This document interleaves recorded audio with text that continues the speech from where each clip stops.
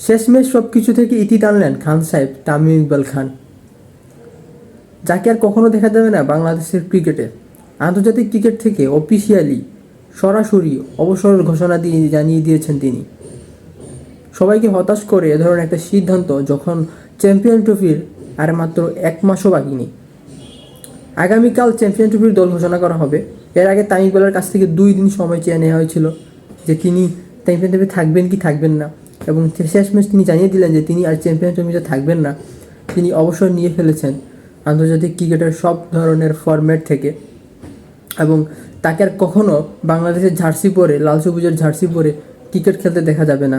তাকে আর কখনো 22 গজে বিপক্ষ দলের বোলারদের মনে আতঙ্ক ধরাতে দেখা যাবে না। তিনি আর কখনো সেঞ্চুরি করে সবার মন জয় করবেন না। এমন একজন ক্রিকেটার যিনি বাংলাদেশের হয়ে সবচেয়ে বেশি রান করেছেন 3 ফরম্যাট মিলিয়ে। বাংলাদেশ ক্রিকেট ইতিহাসে মোস্ট রান স্কোরার হয়ে আছেন তিনি, যার আশেপাশেও কেউ নেই। সবচেয়ে বেশি সেঞ্চুরির মালিকও তামিম ইকবাল খান, যার সেঞ্চুরির পরিমাণ সবচেয়ে বেশি 16+ সেঞ্চুরি তিনি করেছেন 3 ফরম্যাট মিলিয়ে। সেই সেঞ্চুরি আশেপাশেও কেউ আসতে পারেনি এখন পর্যন্ত। এবং সেই সাথে ওয়ানডে এবং টি-20 এই 2 ফরম্যাটে একটা ম্যাচে সবচেয়ে বেশি রান করা ব্যাটসম্যানও কিন্তু তামিম ইকবাল খান। ওয়ানডেতে তামিম ইকবালের রান এক ম্যাচে, একটা সিঙ্গেল ম্যাচে ওয়ানডেতে তামিম ইকবাল রান করেছেন 176, যার আশেপাশে কেউ করতে পারেনি। আবার টি-20তে তিনি টি-20 বিশ্বকাপে তিনি একটা ম্যাচে রান করেছিলেন 136 রান, সেটাও এখন পর্যন্ত কেউ করতে পারেনি। সো তামিম ইকবালের মতো লিজেন্ডারি ক্রিকেটারের অভাব তো সবসময়ই থাকে বাংলাদেশ ক্রিকেটে। তবে তাকে খুব বেশি মিস করবে বাংলাদেশের ক্রিকেট ফ্যানরা, বাংলাদেশের ক্রিকেটাররা, কারণ এখনও পর্যন্ত তামিম ইকবালের সমকক্ষ বা তামিম ইকবালের এবিলিটি সম্পূর্ণ কোনো ক্রিকেটার তৈরি করতে পারেনি বাংলাদেশ ক্রিকেট বোর্ড।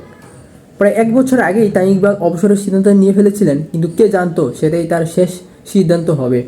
2023 সালে বিশ্বকাপের আগে আফগানিস্তানের বিপক্ষে দ্বিতীয় ওয়ানডে ম্যাচে তামিম ইকবাল হঠাৎ করে অবসর নিয়ে ফেলেছিলেন, কিন্তু সেই সময় বাংলাদেশ ক্রিকেট বোর্ডের সভাপতির চাপে এবং আরও অন্যান্য বড় ঊর্ধ্বতন কর্মকর্তার চাপের কারণে তামিম ইকবাল তার অবসরের সিদ্ধান্ত থেকে সরে এসেছিলেন। কিন্তু এটা দেখার পর অনেকে নাটক মনে করেছিল বা অনেকে তামিম ইকবালকে আবেগময়ী মানুষ হিসেবে ধরে নিয়েছিল, কিন্তু তামিম ইকবালের যে সেই সিদ্ধান্তটাই শেষ সিদ্ধান্ত ছিল। তিনি আফগানিস্তানের বিপক্ষে যে তার শেষ আন্তর্জাতিক ম্যাচ খেলে ফেলেছিলেন সেটা তিনি ফেসবুক পোস্টের মাধ্যমে জানিয়ে দিয়েছেন। সবাইকে হতাশ করেছেন তিনি, এবং সেই সাথে সবাই অবাকও হয়েছে তামিম ইকবালের এমন একটা সিদ্ধান্তের ফলে, যখন কিনা চ্যাম্পিয়ন ট্রফির আর 1 মাসও বাকি নাই, দরজায় কড়া নাড়ছে। এরকম একটা সময় তামিম ইকবাল চ্যাম্পিয়ন ট্রফিতে থাকবেন না। তামিমবিহীন চ্যাম্পিয়ন ট্রফি হবে 2025 সালের চ্যাম্পিয়ন ট্রফি। এটা সত্যি কেউ ভাবতে পারেনি, এটা সত্যি কেউ চিন্তাও করতে পারেনি। তামিম ইকবাল সবসময় বাংলাদেশের ক্রিকেট ফ্যানদের মনে থাকবেন। তামিম ইকবাল বাংলাদেশ ক্রিকেটকে যা দিয়েছেন, তার যে কন্ট্রিবিউশন, সেটা তো কেউ পূরণও করতে পারবে না। এবং বাংলাদেশ ক্রিকেট এখন যে জায়গায় এসেছে, যতটুকু বাংলাদেশ ক্রিকেটের অর্জন, তার পেছনে তামিম ইকবালের কন্ট্রিবিউশন সবচেয়ে বেশি। হ্যাঁ, যে ব্যাটসম্যান হিসেবে তামিম ইকবাল সবসময় নিজেকে রানের মধ্যে রাখতে চেয়েছিলেন, নিজেকে একজন নম্বর 1 ব্যাটসম্যান হিসেবে তৈরি করতে চেয়েছিলেন, এবং তিনি সেটা করতেও সক্ষম হয়েছেন। তামিম ইকবালের অবসরের পেছনে আরেকটা অন্যতম কারণ হতে পারে তামিম ইকবালের সেই সময়ে তামিম ইকবালের সাথে থাকা হেড কোচ হাতুরু সিং। সেই সময় হাতুরু সিংয়ের সাথে তামিম ইকবালের অনেক বিষয় বাকবিতণ্ডা দেখা গিয়েছিল, এবং অনেক বিষয় তিনি এবং হাতুরু সিংয়ের মধ্যে অমিল খুঁজে পাওয়া গিয়েছিল, এবং ওই সময় তামিম ইকবাল এবং হাতুরু সিংয়ের মধ্যে জটিলতা তৈরি হয়েছিল, যে কারণে তিনি নিজেকে সেখান থেকে সরিয়ে ফেলেছিলেন। এমন একজন ব্যাটসম্যান, এমন একজন লিজেন্ডারি ক্রিকেটার বাংলাদেশ ক্রিকেটের ইতিহাসে আর কেউ আসবে কি না সেটা সময় বলে দিবে। বাংলাদেশে যখন থেকে তামিম ইকবাল আন্তর্জাতিক ক্রিকেট থেকে সরে দিয়েছেন, যখন থেকে বাংলাদেশে জার্সি পরে তিনি ক্রিকেট খেলেন না, তখন থেকে বাংলাদেশের ব্যাটিং লাইন আপটা ধসে গিয়েছে। বাংলাদেশের ব্যাটিং লাইন আপটা কলাপস করছে। বিশ্বকাপে বাংলাদেশ সবচেয়ে বাজে খেলেছে, এরকম বিশ্বকাপ বাংলাদেশ কখনো পার করেনি, যেখানে ব্যাটসম্যানদের সবচেয়ে বড় দায় ছিল। ব্যাটসম্যানরা রান করতে না পারার কারণে বাংলাদেশ মোস্ট অফ ম্যাচ হেরেছে, এবং তামিম ইকবালের অভাব খুব ভালোভাবে টের পেয়েছে বাংলাদেশ ক্রিকেট দল। এবং ওপেনিং এখন পর্যন্ত তামিম ইকবালের সমকক্ষ কোনো ব্যাটসম্যান বাংলাদেশ পায়নি। তামিম ইকবালের মতো এবিলিটি সম্পূর্ণ কোনো ব্যাটসম্যান এখনও পর্যন্ত বাংলাদেশ পায়নি। তামিম ইকবালের অভাব এখানেও কিন্তু খুব ভালোভাবে টের পাচ্ছে বাংলাদেশ ক্রিকেট দল। তো সব মিলিয়ে বাংলাদেশ ক্রিকেটে এই মুহূর্তে তামিম ইকবালের অভাব যে কতটুকু, এবং তামিম ইকবাল না থাকার কারণে বাংলাদেশ যে কতটা বড় সমস্যার মধ্যে আছে, সেটা তো বাংলাদেশের ক্রিকেট খেলা দেখলেই বোঝা যায়।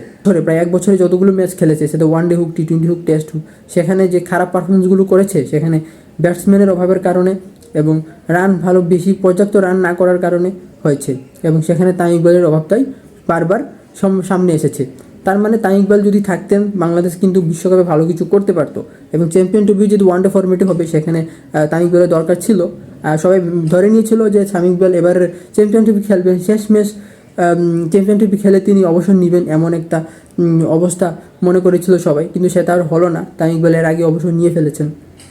তবে তামিম ইকবালের জন্য শুভকামনা, যে আপনি যা দিয়েছেন বাংলাদেশ ক্রিকেটকে, সেটা তার কেউ ফিল করতে পারবে না, বা সেটা তো কি আর পূরণ করতে পারবে না। আপনি সবসময় বাংলাদেশ ক্রিকেট ফ্যানদের হৃদয় থাকবেন, এবং আপনার কন্ট্রিবিউশন সবসময় বাংলাদেশ ক্রিকেট মনে রাখবে, কারণ আপনার অভাব ভুলবার মতো নয়, এবং আপনিও ভালো থাকবেন, এটাই বলবো।